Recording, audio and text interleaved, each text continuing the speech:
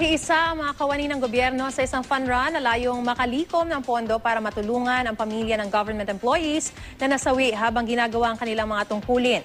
Nakibahagi rin sa okasyon si DOH Assistant Secretary Eric Tayag na bago sumabak sa pagtakbo ay sumayaw pa muna. Ang mainit na balita hatid ni Von Aquino.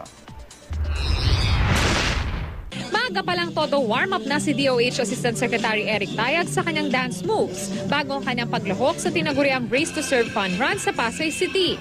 Nakiindak din kay Tayag ang mga kasama sa Fun Run na pagdiriwang na ika-114 na anibersaryo ng Philippine Civil Service. Ang malilikom sa Fun Run mapupunta sa tinatawag na Pondong Pamanang Lingkod Bayan, isang financial assistance program para sa pamilya ng government employees na nasawi habang ginagampanan ng kanilang tungkulin.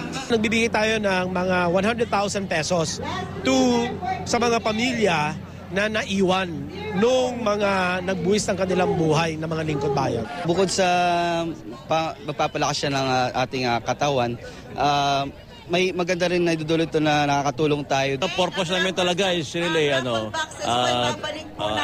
to have a healthy mind and a healthy body. At least mabawasan yung tiyan ko. And camaraderie and fellowship among our other co-employees in government.